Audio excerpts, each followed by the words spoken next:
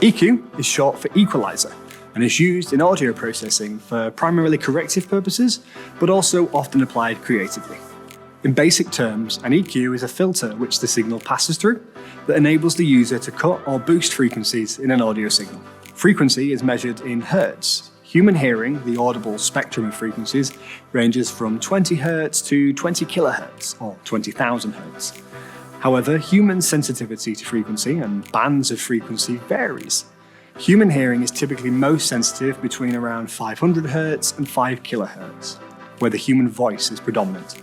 Audio equalization has a distinguished legacy in audio and music production. It can be the difference between an audio signal being unpleasant or pleasant to the listener.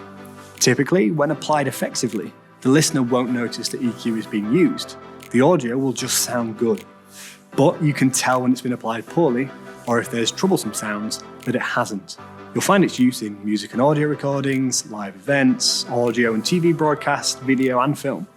EQ's primary use is corrective. It's used to reduce the signal level of unnecessary or unwanted frequencies in a signal, to isolate the desired or most prominent group of frequencies, thereby maximizing the audible clarity of the signal. When multiple sounds are present, EQ helps the user to separate the signals into their respective frequency groups, thereby creating audible separation, enabling the listener to better detect the various sounds. EQs come in a variety of shapes and sizes, in both hardware and software, but fall into distinct categories. Graphic equalizer. You might have come across one of these before. They can range in quality and application from high-end studio equalizers to consumer home music devices. Frequencies are divided into set bands which can be cut or boosted. On consumer devices, they're often divided into low, middle, and high bands. Parametric equalizers are more complex and robust than graphic equalizers and give the user more control over processing. As with graphic EQ, frequencies are divided into bands, but parametric EQs allow the user to determine what those bands are. Often, a parametric EQ will also allow the user to determine the selection of frequencies, or bandwidth, that each band covers.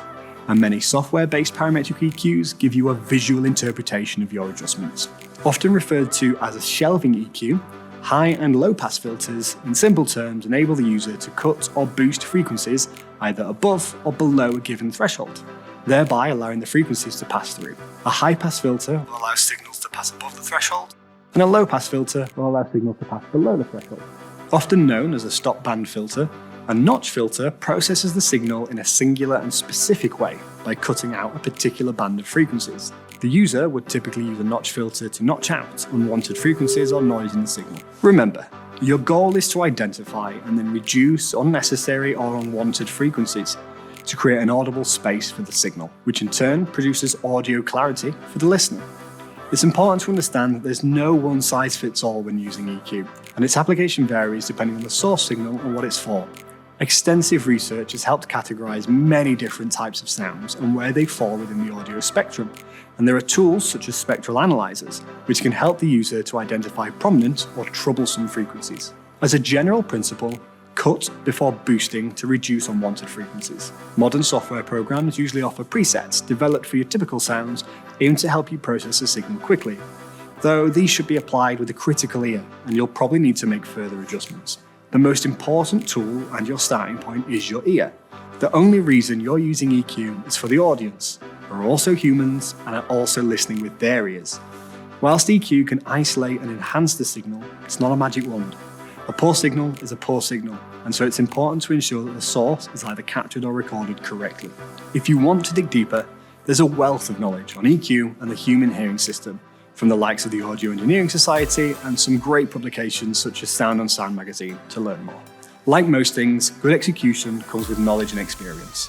So if you're new to using EQ, be patient, make small adjustments, make them slowly, and listen.